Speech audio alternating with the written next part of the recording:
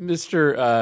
Cratch, the House just passed a bill called the European Energy Security and Diversification Act by a big bipartisan majority, 391 to 24. This is a piece of legislation originally introduced here in the Senate by myself and Senator Cardin and Senator Johnson, Senator Rubio, Senator Gardner. A bunch of us on both sides of the aisle think it's really important to set up a financing vehicle that we could partner with diplomatic efforts in order to help countries, especially those on the Russian periphery, become energy independent of Russia.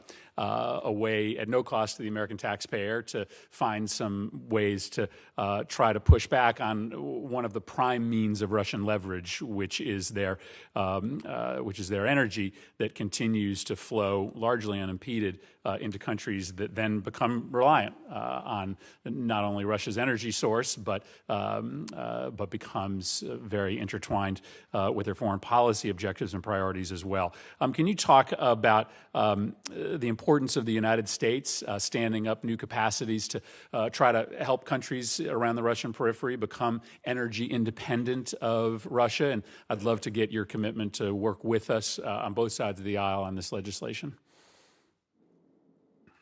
Yes, Senator, and thank you for that piece of legislation, all of Congress, because I really believe that energy security is such a vital component to national security, and a key to energy security is obviously to diversify all sources of energy. So, Senator, you have my commitment. If confirmed, I will do everything possible to utilize our Foreign Service experts and bring all forces to bear. And I assume you believe that the United States can do more to try to promote energy independence in and around Russia's periphery. Absolutely, Senator, and my goal is to improve. Mr. Destro, you have a difficult job ahead of you. I'm sure Senator Menendez and others have framed this for you. This administration's constant embrace of brutal, oppressive regimes all around the world has set back the international human rights caused by decades, in my opinion.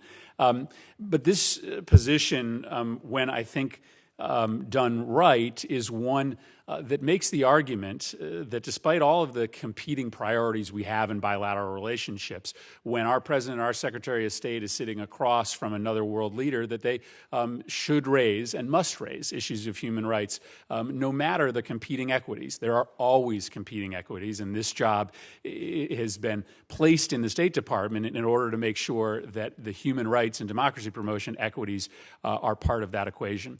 The president's first trip when he became the commander-in-chief was to Saudi Arabia, a country that occupies a position of primacy with respect to those brutal and oppressive regimes around the world. We have always known of it and its practices, but we know a little bit more now, given the fact that they targeted an American resident for murder and have another today that they have reportedly electrocuted. Can you share with us what advice you're going to give this administration with respect to how we right-size our relationship with Saudi Arabia? Thus far, there have been absolutely no consequences to the government of Saudi Arabia from this administration. And I imagine if there was someone strongly advocating for human rights and democracy promotion as a cornerstone of our foreign policy in the State Department, we might have had a different outcome in this administration's policy. Give us your recommendations that you will make or how you view the need to raise these issues with a Saudi regime that seems to be targeting U.S. residents for repression. Senator, thank you. That's the behavior of the Saudi regime with respect to women and other minorities, religious minorities, leaves a lot to be desired. I will certainly be a strong advocate. My job as if confirmed as Assistant Secretary is to do the homework for the Secretary and the President on these human rights issues.